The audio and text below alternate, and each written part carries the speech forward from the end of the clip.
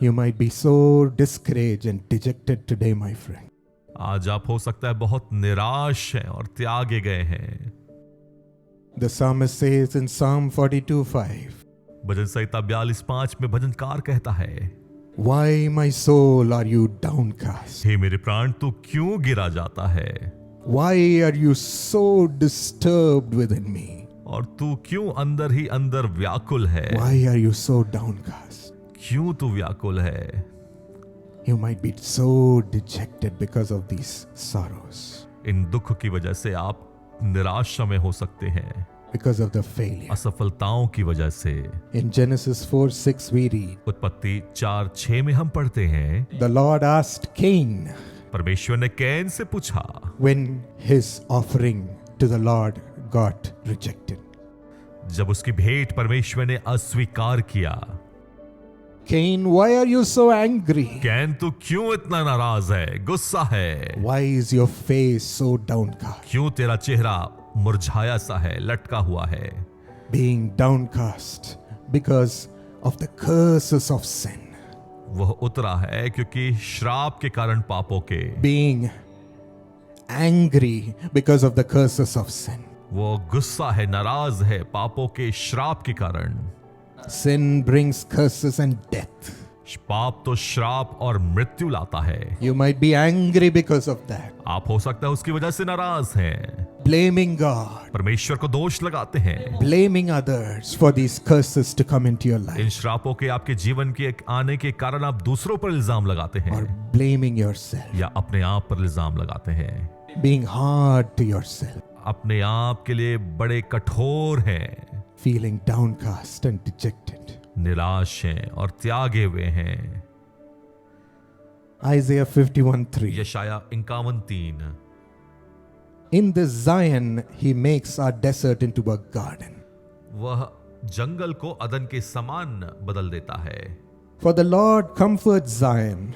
क्योंकि यहोवा ने सियोन को शांति दी He है, comforts all her waste places, उसने उसके सब खंडरों को शांति दी है, makes her wilderness like Eden, और जंगल को अदन के समान बदल दिया, her desert like the garden of the Lord. और निर्जल देश को यहोवा की बाटिका के समान बनाएगा, Joy and gladness will be found in her. और उसमें हर्ष और आनंद और धन्यवाद Thanksgiving and the voice of song. और भजन गाने का शब्द सुनाई पड़ेगा। No more crying and complaining because of the wilderness, इस निर्जल देश के कारण अब और रोना और विलाप करना नहीं, saying, I have lost everything, I have lost everything. मैंने सब कुछ खो दिया, सब कुछ खो दिया, यह कहते हुए It is gone. यह तो चला गया। No, my friend. नहीं मेरे दोस्तों, Gladness and joy, आनंद और हर्ष, thanksgiving and singing, धन्यवाद और भजनों का गाना, as the Lord makes your wilderness into a garden of Eden. जैसे परमेश्वर आपके निर्जल देश को अदन की वाटिका में बदल देता है। Do you believe the Lord can do it? क्या आप विश्वास करते हैं कि परमेश्वर यह कर सकता है? He is going to transform your life. वह तो आपके जीवन को परिवर्तित कर देगा। What a wonderful Father. कितना सुंदर अद्भुत पिता है। Psalm 133:3 says, भजन संहिता 133:3 कहता है, It is as if the dew of Hermon were falling on Mount Zion. वह हेर्मोन की उस ओस के समान है जो सियोन के पहाड़ों पर गिरती है। For there the Lord bestows his blessing, even life forevermore. यहोवा ने तो वही सदा के जीवन की आशीष ठहराई है।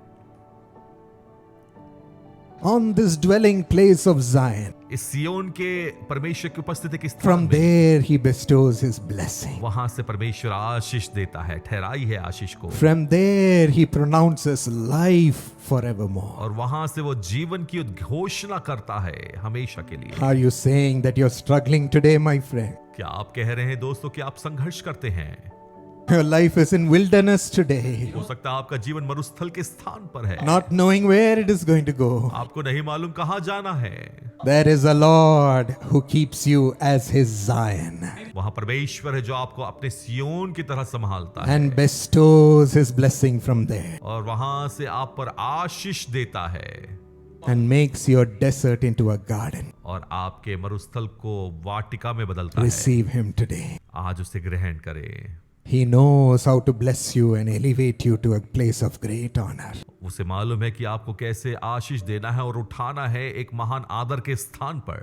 God will raise you up. परमेश्वर आपको ऊंचा उठाएगा। 1 Peter 2:6 says, पहला पतरस 2:6 कहता है, Behold, I am laying in Zion a stone, a cornerstone, chosen and precious. देखो मैं सियोन के कोने के सिर का चुना हुआ और बहुमूल्य पत्थर धरता हूं, Whoever believes in him will not be put to shame. और जो कोई उस पर विश्वास करेगा वह किसी रीति से लज्जित नहीं होगा। Jesus is going to become your cornerstone, being the rock of your life. और वो परमेश्वर यीशु मसीह आपके कोने का नींव का पत्थर बनेगा। God is going to become so close to you, परमेश्वर आपसे इतना करीब आ जाएगा, so attached to you. इतना अधिक आपसे जुड़ जाएगा, You're going to feel his wonderful presence. आप उसकी अद्भुत उपस्थिति को महसूस कर पाएंगे। Even while reading the word of God, you're going to feel his great presence, वचन को अध्ययन करते समय भी आप उसकी उपस्थिति को महसूस करेंगे, guiding you and leading you. आपकी अगुवाई करते हुए, In every part of your life, guiding you. आपके जीवन के हर एक भाग में उसकी अगुवाई को आप पाएंगे। The cornerstone for all your decisions, आपके हर एक निर्णय के लिए वो नींव का for पत्थर, all your life choices, जीवन के हर एक चुनाव के लिए leading you himself. स्वयं अगुवाई करता हुआ। Every part of your life is going to be built around him. हर एक आपके जीवन के भाग उसके इर्द गिर्द रचाए जाएंगे। Just like David, you will have a great thirst to always seek the Lord for anything and everything. Dawood की तरह एक ऐसी प्यास कि हर समय उसकी प्यास में लगे रहें, उसे ढूंढते रहें। The thirst to have the Lord in your heart. एक प्यास कि परमेश्वर आपके हृदय में रहे।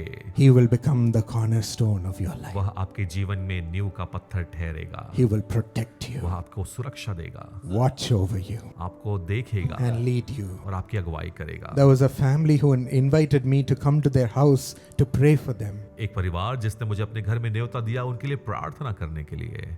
I had dinner with them, मैं उनके साथ डिनर किया and I thought they'll ask me to pray for a huge list of problems. That's why they have invited me. और मैंने सोचा कि उनके पास प्रार्थनाओं की लंबी सूची होगी, इसलिए उन्होंने मुझे बुलाया But है। I asked them what I should pray for. लेकिन मैंने पूछा कि मैं आपके लिए क्या प्रार्थना करूं। They said, उन्होंने कहा, We have one request, brother. हमारे पास एक निवेदन है भाई, We want Jesus to walk in our family, to walk in our home with us. हमें चाहिए कि यीशु हमारे परिवार में चले, हमारे घर पर चले फिरे। We want to feel his peace and his presence with us always. हमें उसकी शांति और उसकी उपस्थिति हमेशा महसूस होनी चाहिए, That is enough for us. और वही हमारे लिए काफी है। That is all that we want. और यही तो है, हम सिर्फ यही चाहते The हैं, thirst for the Lord Jesus यीशु की प्यास, to be with you ताकि उसके साथ रहे। shall fill your heart. वो आपके हृदय को भर देगा। As the Lord becomes the cornerstone of the people of Zion. जैसे सियोन के लोगों के नींव का पत्थर परमेश्वर ठहरता है। I heard back from them with great news that God has elevated him in his job and given him promotion. और मैंने गवाही को सुना कि परमेश्वर ने उसे ऊंचा उठाया है और नौकरी में पदोन्नति को दिया है। Blessed his children to shine in their studies बच्चों की पढ़ाई में वो ऊंचे उठ रहे हैं and give them a happy married life. और पारिवारिक जीवन आनंद से भरा हुआ है। But more than everything, feeling the presence of Jesus walking with them in their home and in their life. लेकिन सब बातों से अधिक अपने जीवन में, अपने परिवार में परमेश्वर की उपस्थिति को महसूस कर पाते हैं, उसके चलते फिरने को। You will enjoy living with Jesus आप आनंद लेंगे यीशु की उपस्थिति का। in Zion.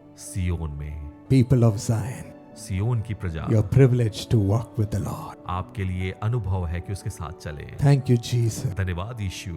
Revelation 14:1 says, प्रकाशित वाक्य 14:1 कहता है, Then I looked, and behold, on Mount Zion stood the Lamb.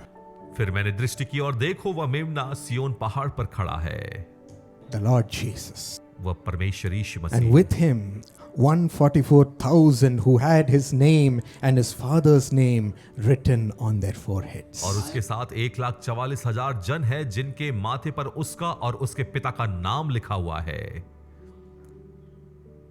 The Lord will come back to collect his people of Zion to be with him forevermore. वो परमेश्वर वापस आएगा ताकि सियोन की प्रजा को वापस ले जाए और उसके साथ हमेशा के लिए रहे।